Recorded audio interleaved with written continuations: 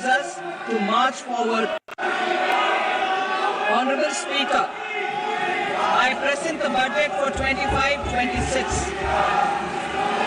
This budget continues our government's efforts to A. Accelerate growth, B. Secure inclusive development, C. Invigorate private sector investments, D. Uplift household sentiments, and E. Enhance spending power of India's rising middle class. Together, we embark on a journey to unlock our nation's tremendous potential for greater prosperity and global positioning under the leadership of Honorable Prime Minister Shri Narendra Modi. As we complete the first quarter of the 21st century, continuing geopolitical headwinds suggest lower global economic growth over the medium term. However, our aspiration for a Vikasit Bharat inspires us, and the transformative work we have done during our government's first 2 terms guides us to march forward resolutely. Our economy is the fastest growing among all major economies. Our development track record for the past 10 years and structural reforms have drawn global attention. Confidence in India's capability and potential has only grown in this period. We see the next 5 years as a unique opportunity to realize Sabka Vikas, stimulating balanced growth of all regions. The great Telugu poet and playwright Gurujada Apparao had said, "Deshamante matti kadoy, deshamante manushuloy," meaning a country is not just its soil, a country is its people. In line with this, for us, Vikasit Bharat encompasses zero poverty, 100% quality good school education, access to high quality, affordable and comprehensive health care, 100% skilled labor with meaningful employment, 70% women in economic activities, and farmers making our country the food basket of the world. In this budget, the proposed development measures span 10 broad areas, focusing on Garib, Youth, Annadata and Nari, spurring agricultural growth and productivity, building rural prosperity and resilience, taking everyone together on an inclusive growth path, boosting manufacturing and furthering Make in India, supporting MSMEs, enabling employment-led development, investing in people, economy and innovation, securing energy supplies, promoting exports and nurturing innovation. For this journey of development, our 4 powerful engines are agriculture, MSME, investments and exports. The fuel, our reforms, our guiding spirit, inclusivity, and the destination, Vikasit Bharat. This budget aims to initiate transformative reforms across 6 domains. During the first 5 years, these will augment our growth potential and global competitiveness. The domains are taxation, power sector, urban development, mining, financial sector, and regulatory reforms. Agriculture as the first engine. Now I move to specific proposals, beginning with agriculture as the first engine.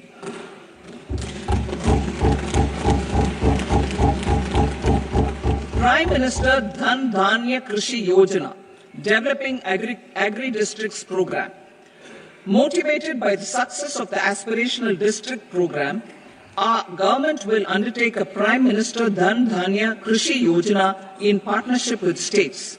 Through the convergence of existing schemes and specialized measures, the program will cover 100 districts with low productivity, moderate crop intensity, and below average credit parameters. It aims to 1. Enhance agricultural productivity, 2. Adopt crop diversification and sustainable agricultural practices. 3. Augment post-harvest storage at the panchayat and block level. 4. Improve irrigation facilities.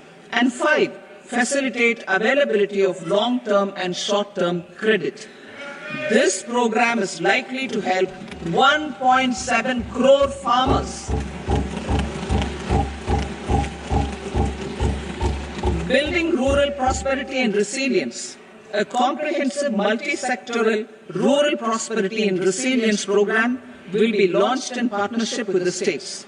This will address underemployment in agriculture through skilling, investment, technology, and invigorating the rural economy. The goal is to generate ample opportunities in rural areas so that migration is an option but not a necessity. The program will focus on rural women, young farmers, rural youth, marginal and small farmers, and landless families. The details are in Annexure A. Domestic best practices will be incorporated, and appropriate technical and financial assistance will be sought from multilateral development banks. In Phase 1, 100 developing agri-districts will be covered. Atmanirbharta in pulses. Our government is implementing the National Mission for Edible Oilseed for achieving Atmanirbharta in edible oils. Our farmers have the capability to grow enough for our needs and more. 10 years ago, we made concerted efforts and succeeded in achieving near self-sufficiency in pulses. Farmers responded to the need by increasing the cultivated area by 50%, and government arranged for procurement and remunerative prices. Since then, with rising incomes and better affordability, our consumption of pulses has increased significantly. Our government will now launch a 6-year mission for Atmanirbharta in pulses with a special focus on Tur, Urad and Masoor. Details are in Annexure B. Central agencies such as NAFED and NCCF will be ready to procure these 3 pulses as much as offered during the next 4 years from farmers who register with these agencies and enter into agreements. Comprehensive program for vegetables and fruits. It is encouraging that our people are increasingly becoming aware of their nutritional needs. It is a sign of a society becoming healthier. With rising income levels, the consumption of vegetables, fruits, and Shri Anna is increasing significantly. A comprehensive program to promote production, efficient supplies, processing, and remunerative prices for farmers will be launched in partnership with the states. Appropriate institutional mechanisms for implementation and participation of farmer producer organizations and cooperatives will be set up.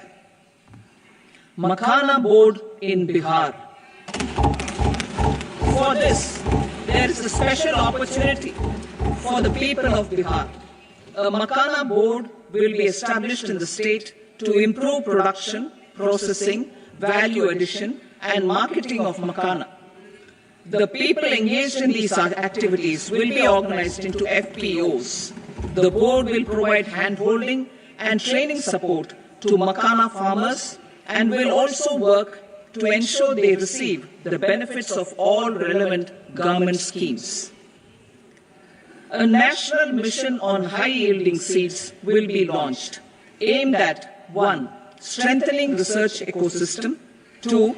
Targeted development and propagation of seeds with high yield, pest resistance, and climate resilience, and 3. Commercial availability of more than 100 seed varieties released since July 2024.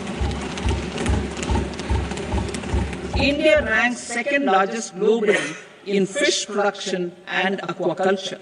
Seafood exports are valued at 60,000 crore rupees. To unlock the untapped potential of the marine sector, our government will bring in an enabling framework for sustainable harnessing of fisheries from Indian exclusive economic zone and high seas, with a special focus on the Andaman and Nicobar and Lakshadweep Islands.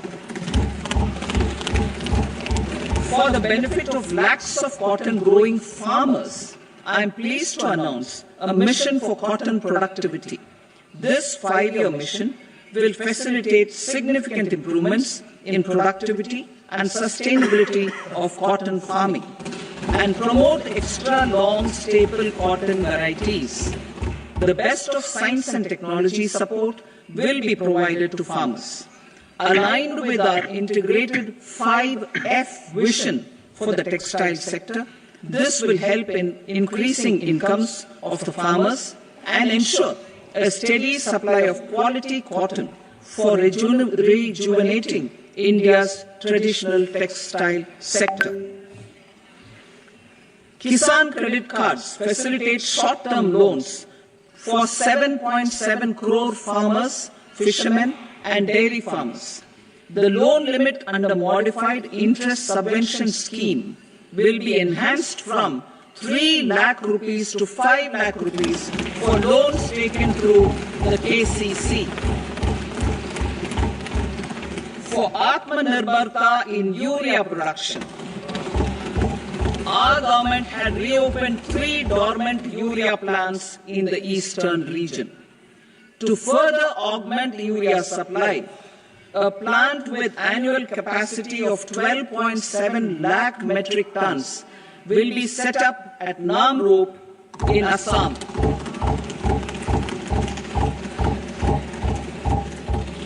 India Post, with 1.5 lakh rural post offices, complemented by the India Post Payment Bank and a vast network of 2.4 lakh Dak Sevaks, will be repositioned to act as a catalyst for the rural economy.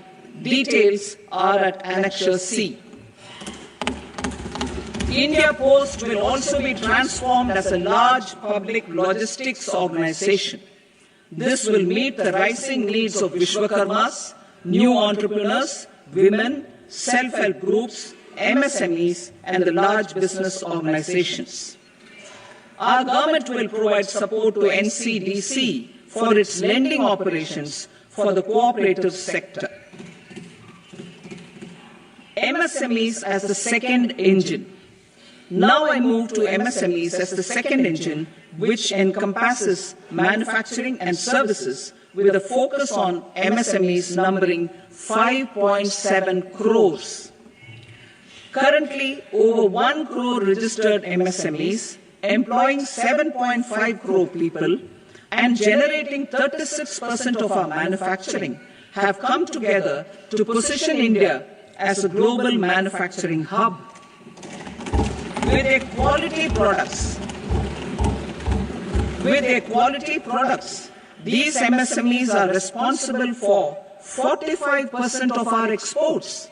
To help them achieve higher efficiencies of scale, technological upgradation, and better access to capital, the investment and turnover limits for classification of all MSMEs will be enhanced to 2.5 and 2 times respectively. This will give them the confidence to grow and generate employment for our youth. The details are given in Annexure D. To improve access to credit, the credit guarantee cover will be enhanced.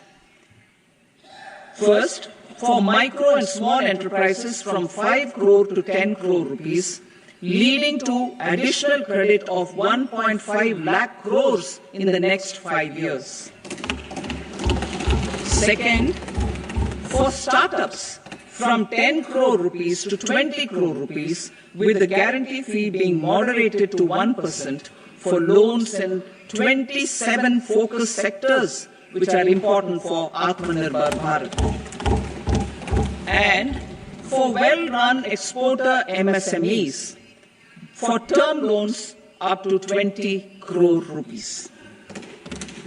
Also for the micro enterprises, We will introduce customized credit cards with a 5 lakh rupee limit for micro enterprises registered on Udyam portal. In the first year, 10 lakh such cards will be issued.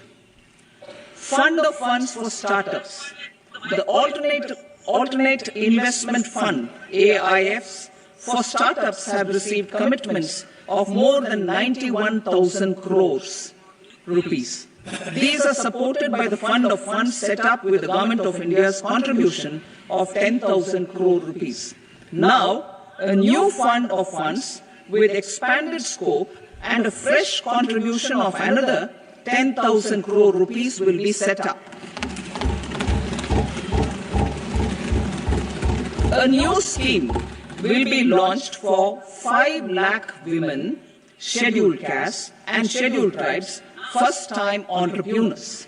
This will provide term loans up to 2 crore rupees during the next 5 years. The scheme will incorporate lessons from the successful Stand Up India scheme. Online capacity building for entrepreneurship and managerial skills will also be organized. Measures for labor-intensive sectors.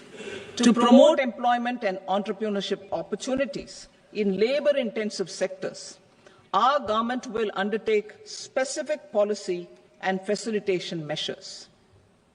To enhance the productivity, quality, and competitiveness of India's footwear and leather sector, a focused product scheme will be implemented.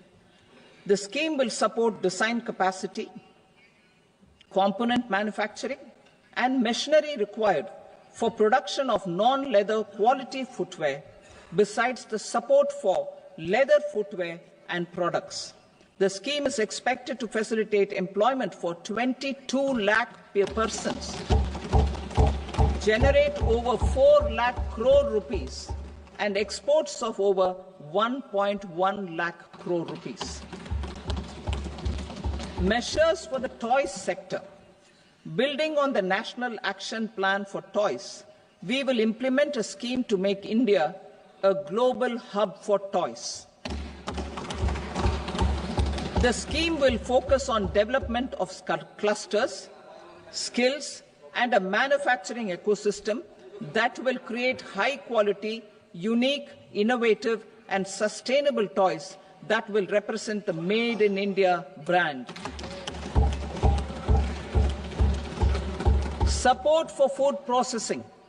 In line with our commitment towards Purvodaya, we will establish a National Institute of Food Technology, Entrepreneurship and Management in Bihar. The institute will provide a strong fillip to food processing activities in the entire eastern region. This will result in 1. Enhanced income for the farmers through value addition to their produce, and 2.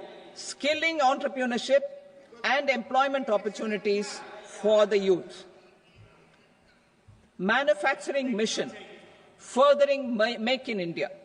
Our government will set up a national manufacturing mission covering small, medium, and large industries for furthering Make in India by providing policy support, execution roadmaps, governance, and monitoring framework for central ministries and states.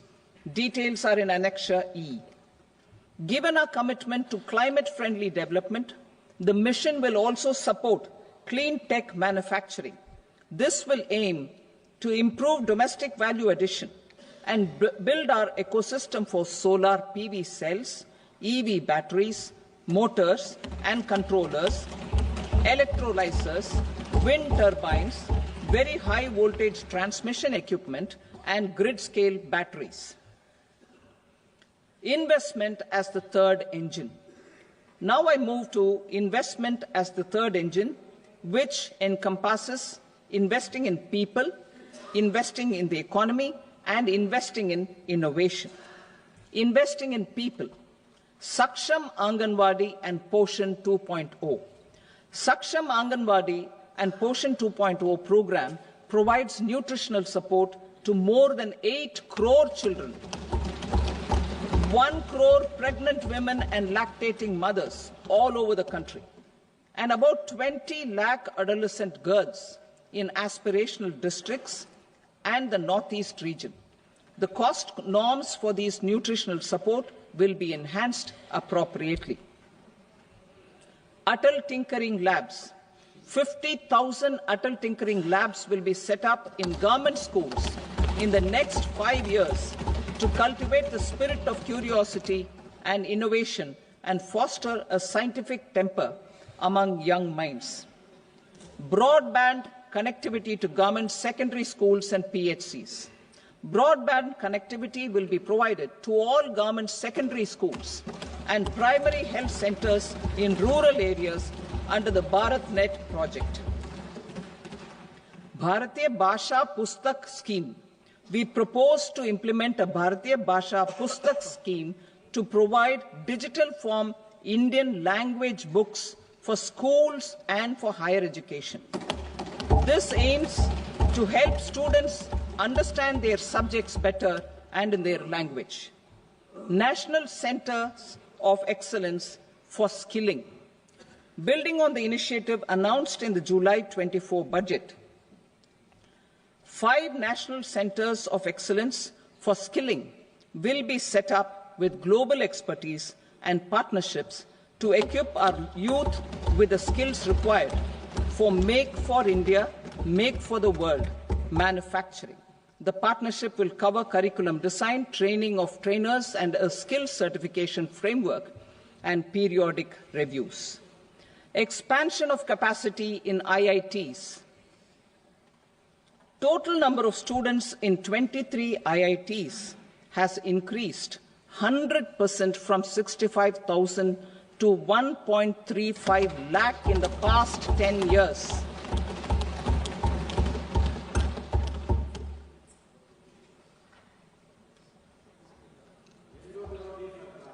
Additional infrastructure will be created in the 5 IITs started after 2014 to facilitate education for 6,500 more students.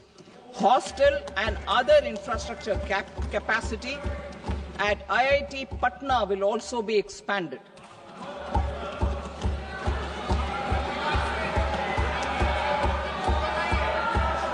Center of Excellence.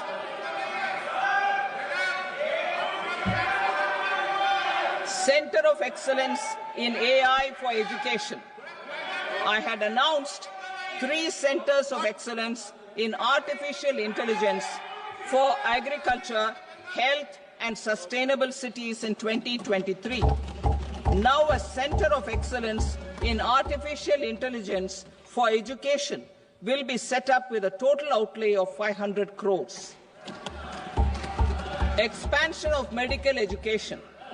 Our government has added almost 1.1 lakh undergraduate and postgraduate medical education seats in 10 years, an increase of 130%. In the next year, 10,000 additional seats will be added in medical colleges and hospitals towards the goal of adding 75,000 seats in the next 5 years. Daycare cancer centers in all district hospitals. Our government will facilitate setting up of daycare cancer centers in all district hospitals in the next 3 years. 200 centers will be established in 25-26 itself.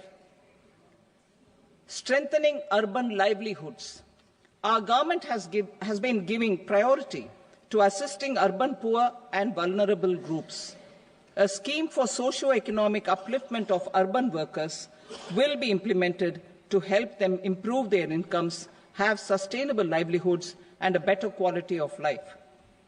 PM Swanidhi scheme has benefited more than 68 lakh street vendors, giving them respite from high-interest informal sector loans. Building on this success, the scheme will be revamped with enhanced loans from banks UPI-linked credit cards with 30,000 rupees limit and capacity building support. Social Security scheme for welfare of online platform workers. Gig workers of online platforms provide great dynamism to the new age services economy. Recognizing their contribution, our government will arrange for their identity cards and registration on the e-Shram portal. They will be provided health care under PM Jan Arogya Yojana. This measure is likely to assist nearly 1 crore gig workers.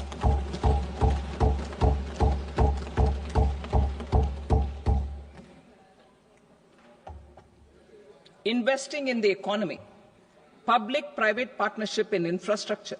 Each infrastructure-related ministry will come up with a 3-year pipeline of projects that can be implemented in PPP mode. States will also be encouraged to do so and can seek support from the India Infrastructure Project Development Fund, which is a scheme to prepare PPP proposals. Support to states for infrastructure. An outlay of 1.5 lakh crore is proposed for the 50-year interest-free loans to states for capital expenditure and incentives for reforms. Building on the success of the first asset monetization plan announced in 2021, the second plan for 2025 to 30 will be launched to plow back capital of 10 lakh crore in new projects. Regulatory and fiscal measures will be fine-tuned to support the plan. Jal Jeevan Mission. Since 2019, 15 crore households, representing 80% of India's rural population, have been provided access to portable tap water connections. To achieve 100% coverage, I am pleased to announce the extension of this mission until 2028 with an enhanced total outlay. The mission's focus will be on the quality of infrastructure and O&M of rural piped water supply schemes through Jan Bhagidari. A separate MOU or separate MOUs will be signed with the states and union territories to ensure sustainability and citizen-centric water services delivery. Urban sector reforms. Building on the July budget proposals, urban sector reforms related to governance, municipal services, urban land and planning will be incentivized. Urban Challenge Fund. The government will set up an urban challenge fund of 1 lakh crore rupees to implement the proposals for cities as growth hubs, creative redevelopment of cities, and for water and sanitation purposes announced in the July budget. This fund will finance up to 25% of the cost of bankable projects, with a stipulation that at least 50% of the cost is funded from bonds, bank loans, and PPPs. An allocation of 10,000 crore is proposed in 2025-26. Power sector reforms. We will incentivize electricity distribution reforms and augmentation of intra-state transmission capacity by states. This will improve financial health and capacity of electricity companies. Additional borrowing of 0.5% of GSDP will be allowed to states contingent on these reforms. Nuclear energy mission for Vikasit Bharat. Development of at least 100 gigawatt of nuclear energy by 2047 is essential for our energy transition efforts. For an active partnership with the private sector towards this goal, amendments to the Atomic Energy Act and the Civil Liability for Nuclear Damage Act will be taken up. A nuclear energy mission for research and development of small modular reactors with an outlay of 20,000 crore will be set up. At least 5 indigenously developed small modular reactors will be operationalized by 2033. Shipbuilding. The shipbuilding financial assistance policy will be revamped to address cost disadvantages.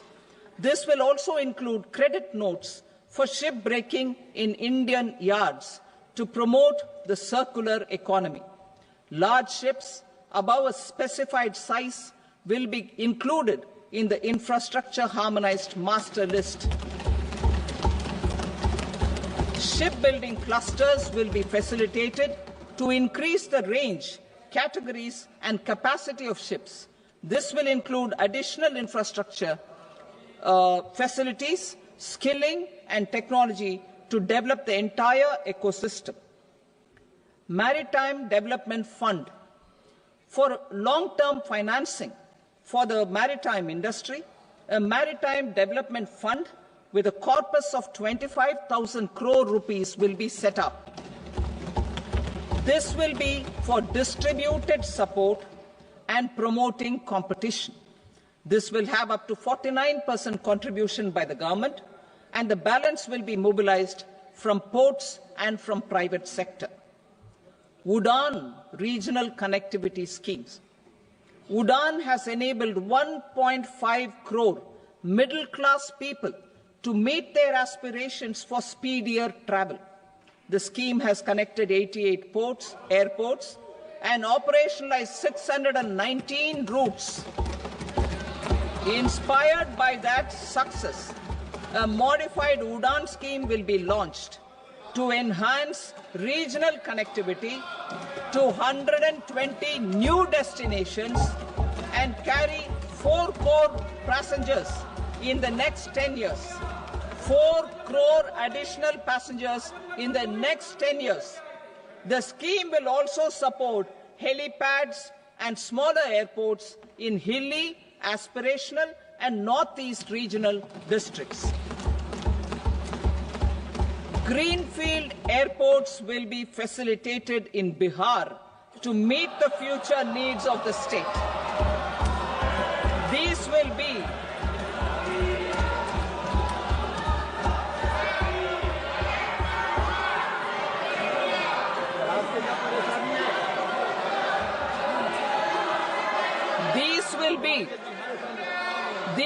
be in addition to the expansion of the capacity of Patna Airport and a brownfield airport in Beta.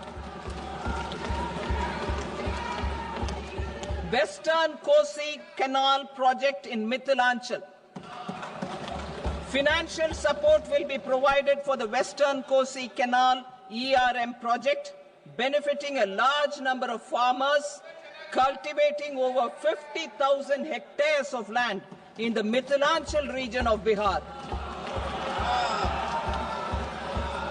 Mining sector reforms. Mining sector reforms, including those for minor minerals, will be encouraged through sharing of best practices and institutions of a state mining index. A policy for recovery of critical minerals from tailings will be brought out. Under the special window for affordable and mid-income housing, SWAMI, 50,000 dwelling units in stressed housing projects have been completed and keys handed over to home buyers. Another 40,000 units will be completed in 2025, further helping middle-class families who were paying EMIs on loans taken for apartments while also paying rent for their current dwellings.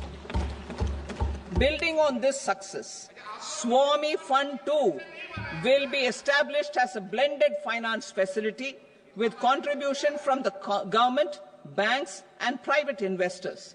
This fund of 15,000 crore rupees will aim for expeditious completion of another 1 lakh units. PM Gati Shakti data for private sector.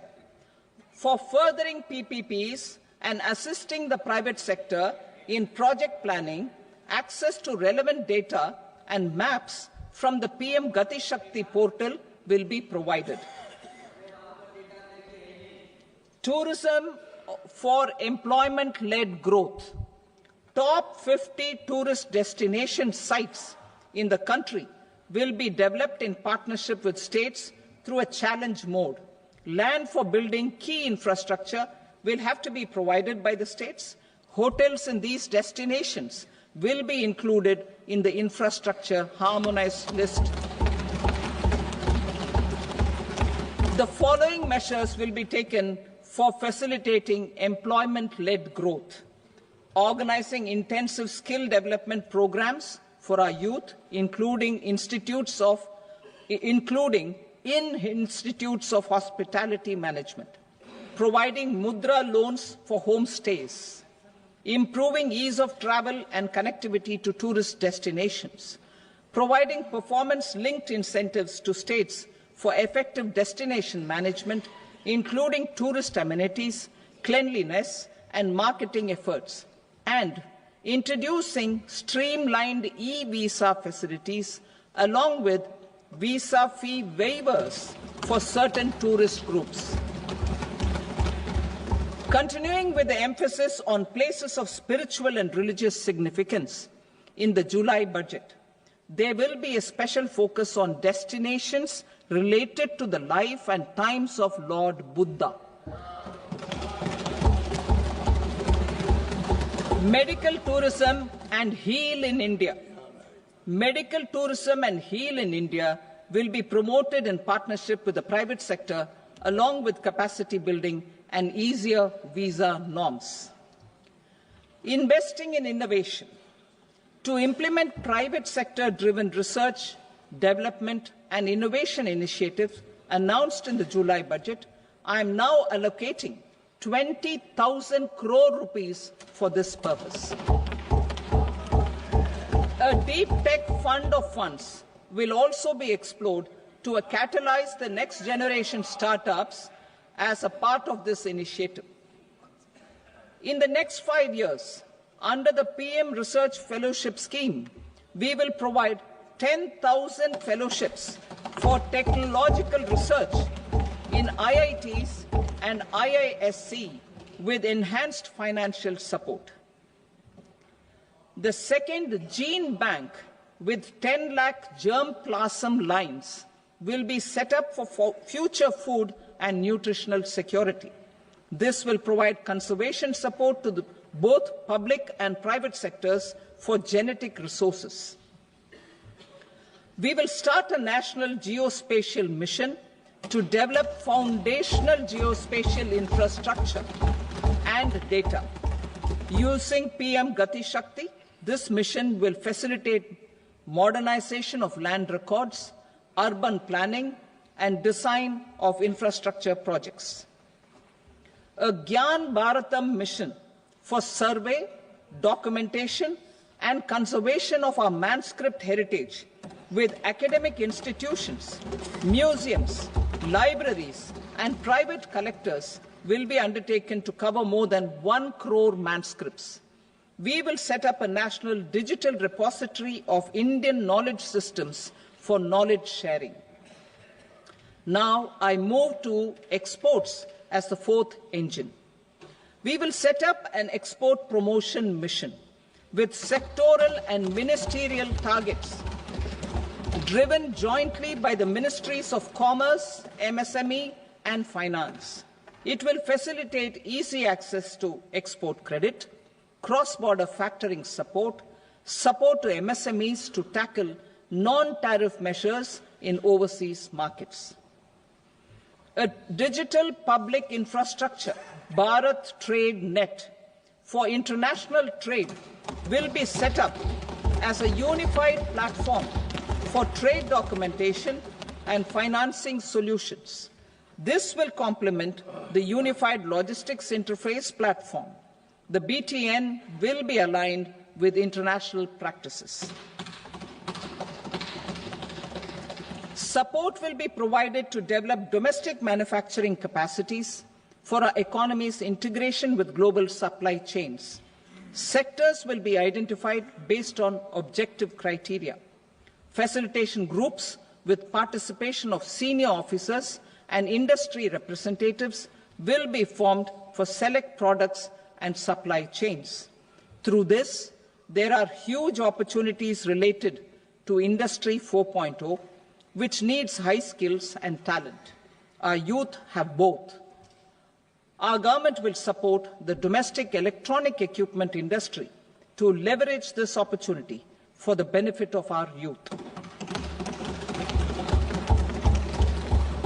A national framework will be formulated as guidance to states for promoting global capability centers in emerging Tier 2 cities. This will suggest measures for enhancing availability of talent and infrastructure, building bylaw reforms, and mechanisms for collaboration with industry. Our government will facilitate upgradation of infrastructure and warehousing for air cargo, including high-value perishable horticultural produce. Cargo screening and customs protocol will be streamlined and made user-friendly. Reforms as the fuel. Over the past 10 years, our government has implemented several reforms for convenience of taxpayers, such as faceless assessment, 2, taxpayer charter, 3, faster returns, 4, almost 99% returns being on self-assessment, and 5, Vivad Se Vishwas scheme.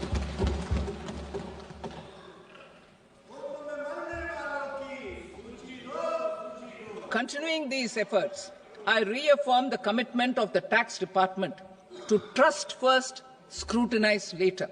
I also propose to introduce the new income tax bill next week. I will detail the indirect tax reforms and changes in direct taxes in Part B. Financial sector reforms.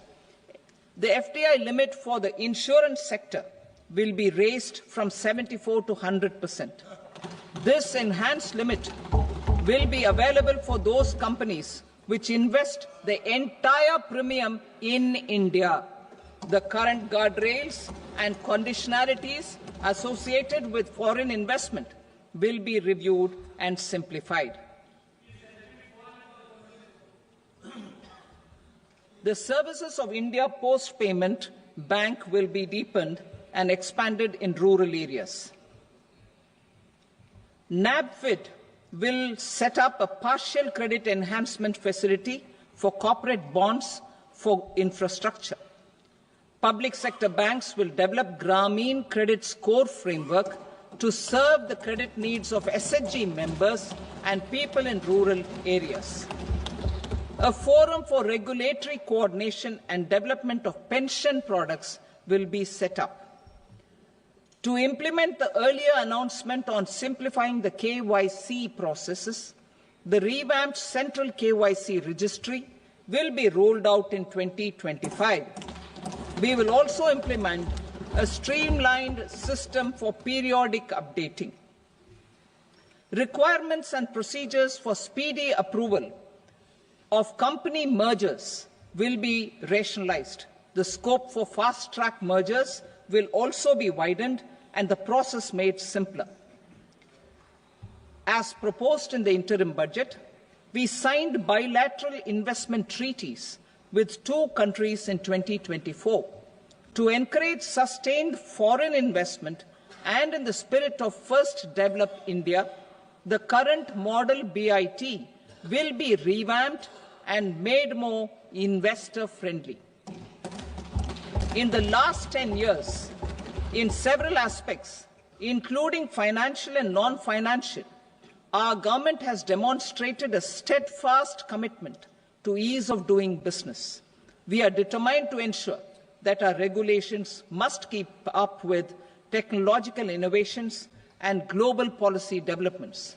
A light-touch regulatory framework based on principles and trust will unleash productivity and employment. Through this framework, we will update regulations that were made under old laws. To develop this modern, flexible, people-friendly and trust-based regulatory framework appropriate for the 21st century, I propose 4 specific measures. A high-level committee for regulatory reforms will be set up for a review of all non-financial sector regulations, certifications, licenses and permissions. The committee will be expected to make recommendations within a year.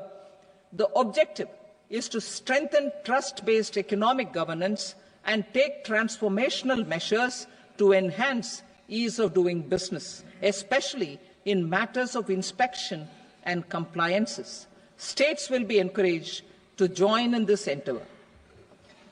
An investment friendliness index of states will be launched in 2025 to further the spirit of competitive, cooperative federalism. Under the Financial Stability and Development Council, a mechanism will be set up to evaluate impact of the current financial regulations and subsidiary instructions. It will also formulate a framework to enhance their responsiveness and development of the financial sector. In the Jan Vishwas Act 2023, more than 180 legal provisions were decriminalized. Our government will now bring up the Jan Vishwas Bill 2.0 to decriminalize more than 100 provisions in various laws. I now move to fiscal policy. In the July budget, I had committed to staying the course for fiscal consolidation.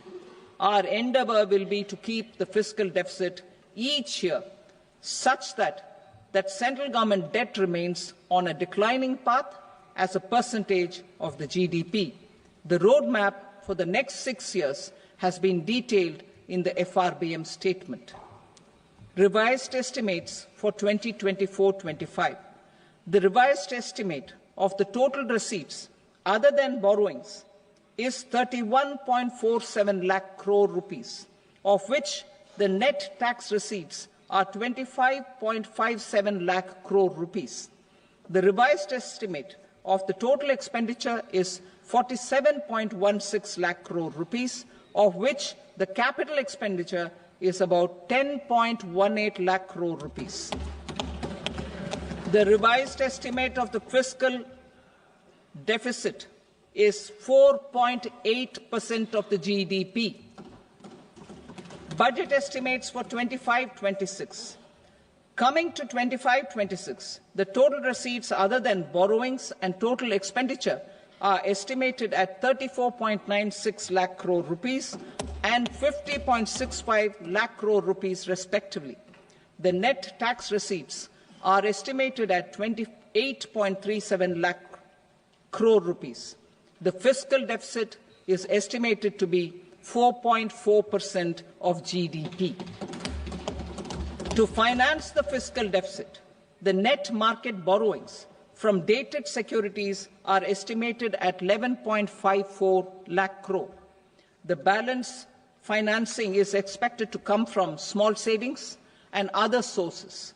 The gross market borrowings are estimated at 14.82 lakh crore rupees. I will now move to Part B. Indirect taxes. My proposals relating to customs aim to rationalize tariff structure and address duty inversion. These will also support domestic manufacturing and value addition, promote exports, facilitate trade, and provide relief to common people. Rationalization of customs tariff structure for industrial goods. As a part of comprehensive review of customs rate structure announced in July 2024 budget, I propose to 1. Remove 7 tariff rates. This is over and above the 7 tariff rates removed in 23-24 budget. After this, there will be only 8 remaining tariff rates, including zero rate. 2. apply appropriate cess to broadly maintain effective duty incidence, except on a few items where such incidence will reduce marginally. 3. Levy not more than one cess or surcharge. Therefore, I propose to exempt social welfare surcharge on 82 tariff lines that are subject to a cess. I shall now take up sector-specific proposals. To provide relief to patients, particularly those suffering from cancer, rare diseases, and other severe chronic diseases, I propose to add 36 life-saving drugs and medicines to the list of medicines fully exempted from basic custom duty.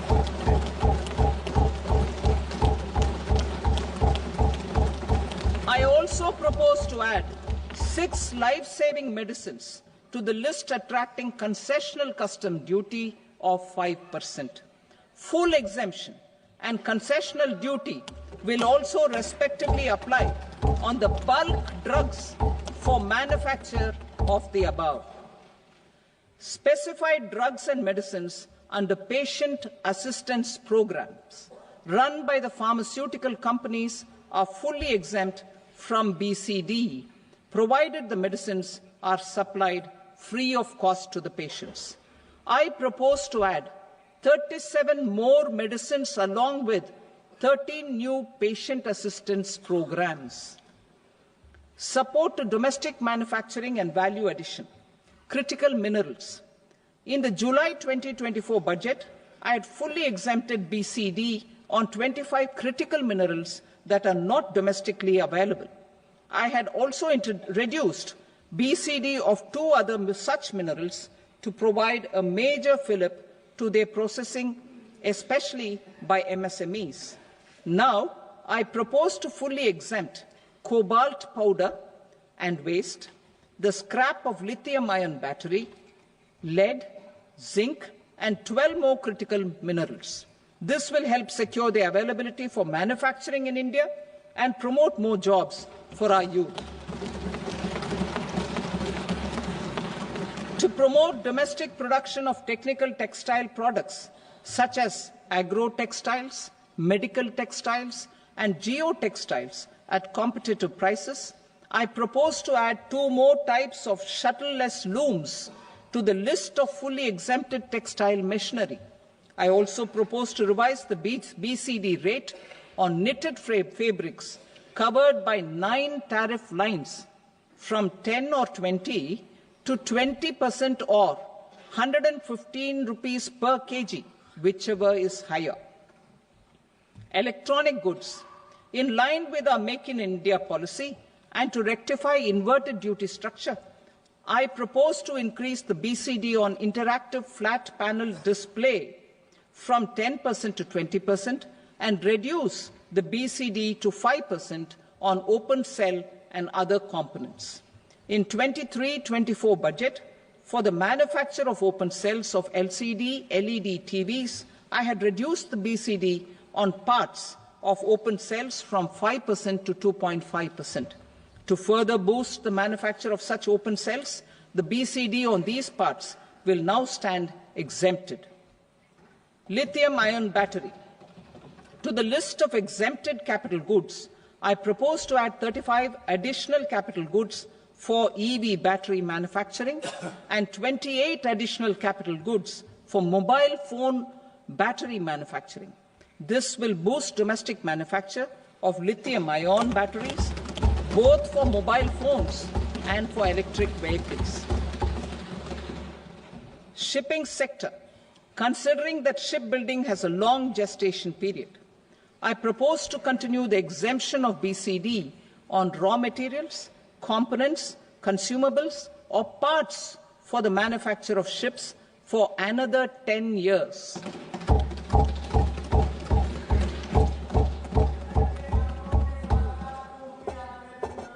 I also propose the same dispensation for shipbreaking to make it more competitive. Telecommunication. To prevent classification disputes, I propose to reduce the BCD from 20% to 10% on carrier-grade Ethernet switches to make it at par with non-carrier-grade Ethernet switches. Export promotion. To facilitate exports of handicrafts, I propose to extend the time period for export from 6 months to 1 year, further extendable by another 3 months if required. I also propose to add 9 items to the list of duty-free inputs. Leather sector. I propose to fully exempt BCD on wet blue leather to facilitate imports for domestic value addition and employment. I also propose to exempt crust leather from 20% export duty to facilitate exports by small tanners. Marine products. To enhance India's competitiveness in the global seafood market, I propose to reduce BCD from 30% to 5% on frozen fish paste, surimi, for manufacture and export of its analog products. I also propose to reduce BCD from 15% to 5% on fish hydrolysates for manufacture of fish and shrimp feed. In July 2024 budget, to promote development of domestic MROs for aircraft and ships, I had extended the time limit for export of foreign origin goods that were imported for repairs from 6 months to 1 year and further extendable by 1 year. I now propose to extend the same dispensation for railway goods. Time limit for provisional assessment. Presently, the Customs Act 1962 does not provide any time limit to finalize provisional assessments, leading to uncertainty and cost to trade. As a measure of promoting ease of doing business, I propose to fix a time limit of 2 years, extendable by a year, for finalizing the provisional assessment. I propose to introduce a new provision that will enable importers or exporters, after clearance of goods, to voluntarily declare material facts and pay duty with interest but without penalty. This will incentivize voluntary compliance. However, this will not apply in cases where department has already initiated audit or investigation proceedings. For industry to better plan their imports, I propose to extend the time limit for the end use of imported inputs in the relevant rules from 6 months to 1 year. This will provide operational flexibility in view of cost and uncertainty of supply. Further, such importers will now have to file only quarterly statements instead of a monthly statement.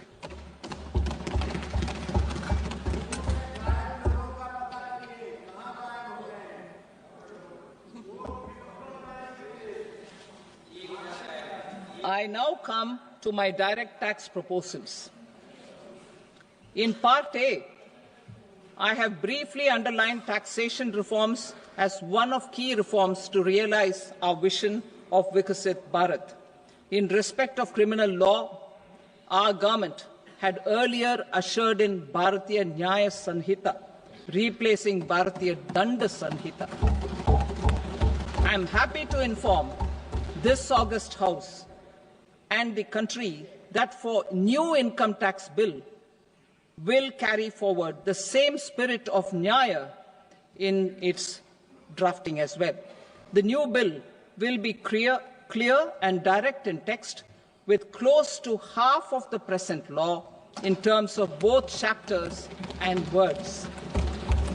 It will be simple to understand for taxpayers and tax administrators, leading to tax certainty and reduced litigation. Reforms, however, are not a destination. They are means to achieve good governance for our people and economy. Providing good governance primarily involves being responsive. The Tirukkural captures this in verse 542, which reads, Vaanokki vaazhum ulagallam, mannavan kol nokki vaazhum kudi. Meaning, just as the living beings live expecting rains, citizens live expecting good governance. Our government is committed to keeping an ear to the ground and a finger on the pulse and responding while balancing our national building efforts.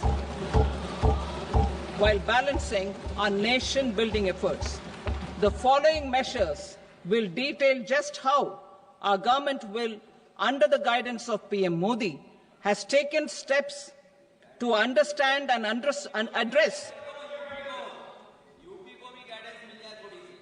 I repeat that sentence, sir. The following measures will detail just how our government, under the guidance of PM Modi, has taken steps to understand and address the needs voiced by our citizens. My tax proposals are guided by this spirit. The objectives of my proposals are as follows. Personal income tax reforms with special focus on middle class. Rationalization of TDS and TCS for easing difficulties. Encouraging voluntary compliance. Reducing compliance burden. Ease of doing business. Employment and investment. I will come to my proposal on personal income tax towards the end. TDS and TCS, rationalization for easing difficulties.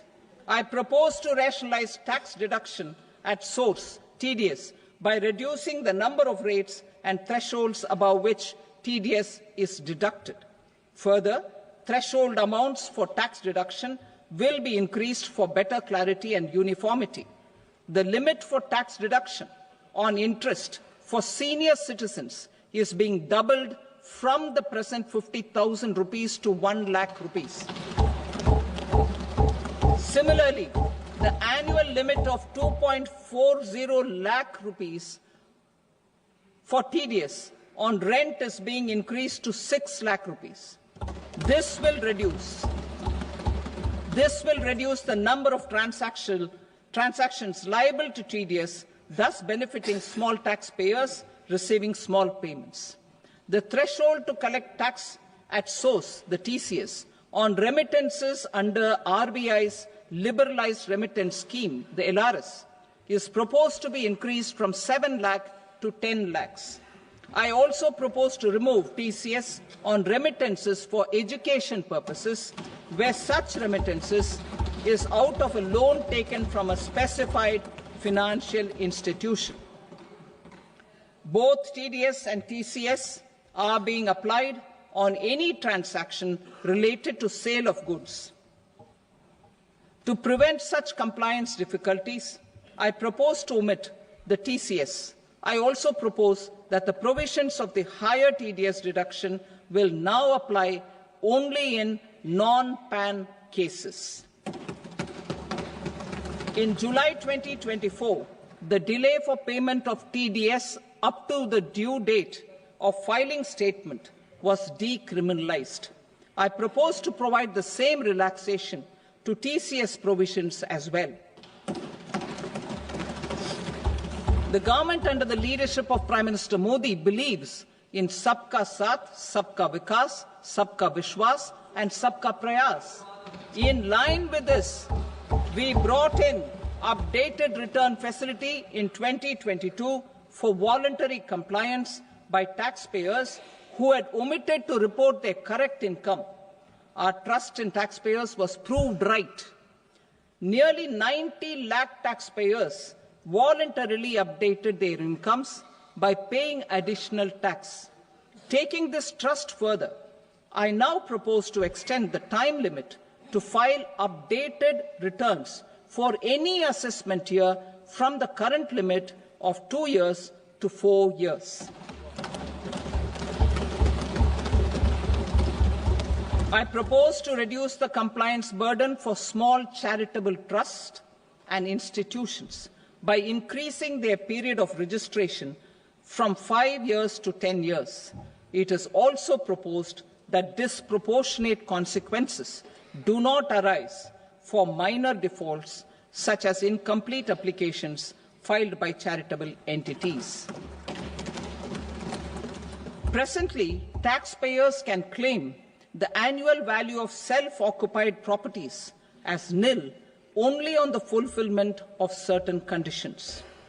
Considering the difficulties faced by taxpayers, it is proposed to allow the benefit of 2 such self-occupied properties without any condition.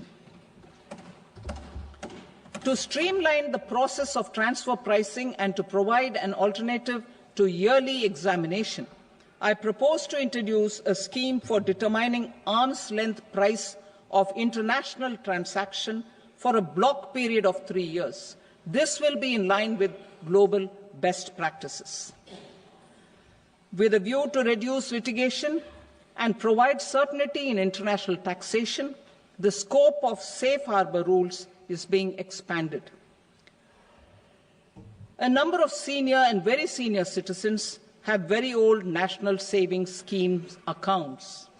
As interest is no longer payable on such accounts, I propose to exempt withdrawals made from NSS by individuals on or after 29th August 2024. I am also proposing to allow similar treatment to NPS Vatsalya accounts as is available to normal NPS accounts subject to overall limits. In my speech in July 2024, I had promised that all processes, including giving effect to appellate orders, shall be digitalized and made paperless over the next 2 years. So I'm happy to announce that digitalization is being made operational now. In July 2024, we brought in the Vivad Se Vishwas scheme to resolve income tax disputes pending in appeal. The scheme has received a great response, with nearly 33,000 taxpayers having availed of the scheme to settle their disputes. I have a few proposals to promote investment and employment.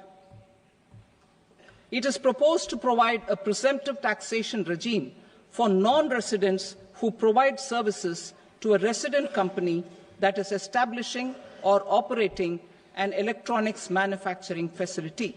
I further propose to introduce a safe harbor for tax certainty for non-residents who store components for supply to specified electronics manufacturing units.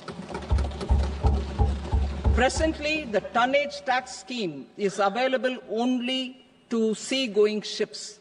The benefits of existing tonnage tax scheme are proposed to be extended to inland vessels registered under the Indian Vessels Act 2021 to promote inland water transport in the country.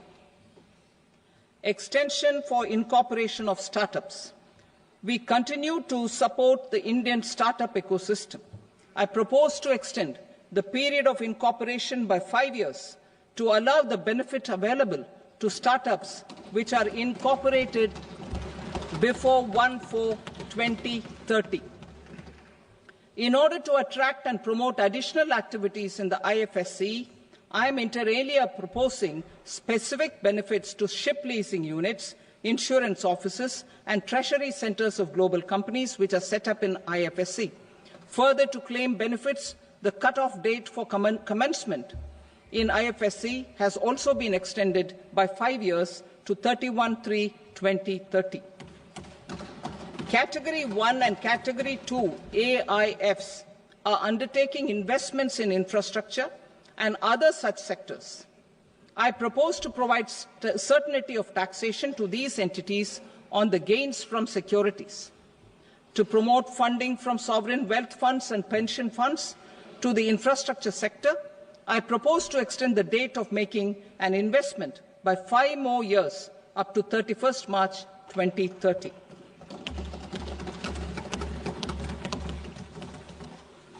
Personal income tax reforms with special focus on middle class. Democracy, demography, and demand are the key support pillars in our journey towards Vikasit Bharat. The middle class provides strength for India's growth. This government, under the leadership of Prime Minister Modi, has always believed in the admirable energy and ability of the middle class in nation building. In recognition of their contribution,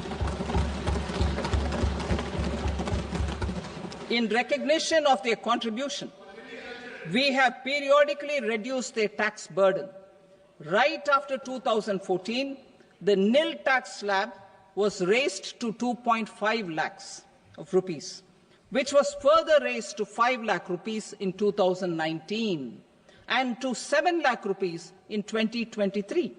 This is reflective of our government's trust on the middle-class taxpayers. I am now happy to announce that there will be no income tax payable up to income of 12 lakh rupees.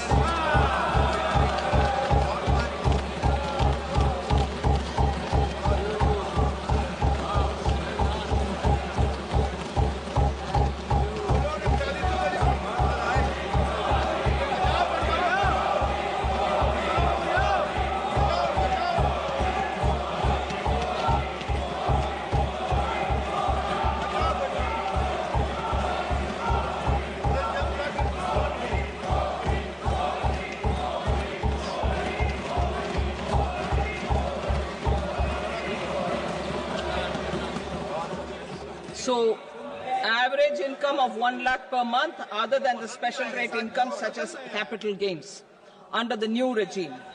This limit will be 12.75 lakh for salaried taxpayers due to the standard deduction of 75,000.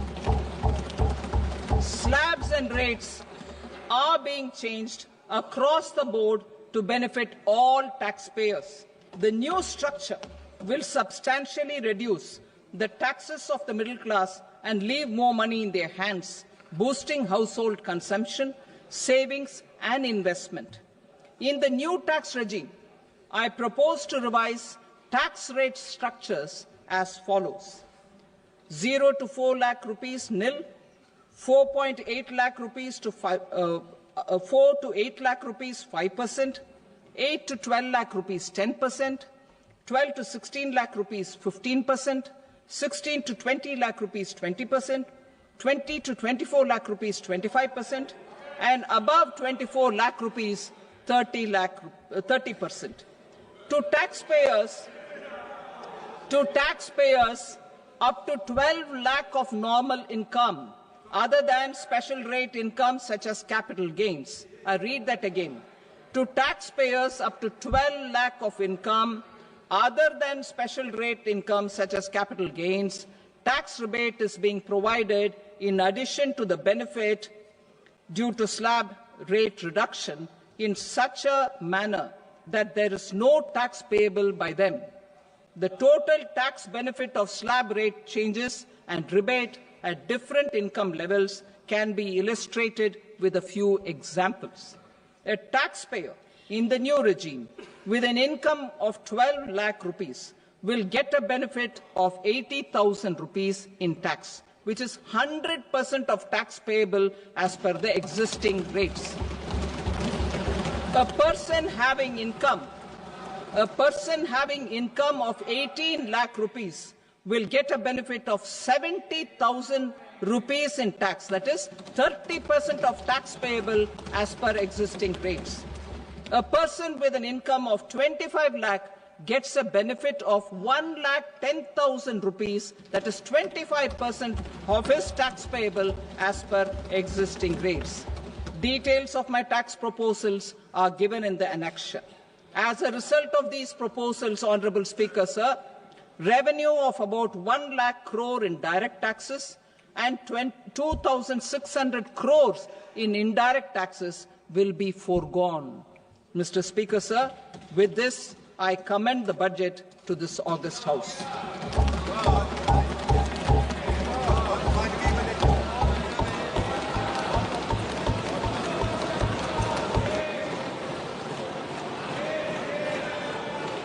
Item number 2, Srimati Nirmala Sitharaman. Sir, with your permission, I rise to lay on the table the following statements under Section 3(1) of the Fiscal Responsibility and Budget Management Act, 2003. Medium-term fiscal policy cum fiscal policy strategy statement and macroeconomic framework statement. Item number 3, Srimati Nirmala Sitharaman. Sir, with your permission, I rise to move for leave to introduce the Finance Bill 2025. प्रश्न ये है कि विधेयक को पुनर्स्थापित करने की अनुमति प्रदान की जाए। जो सदस्य इसके पक्ष में हाँ कहें, जो सदस्य विरोध में ना कहें। मेरे विचार में निर्णय। Honorable Speaker, I present the budget for 25-26. This budget continues our government's efforts to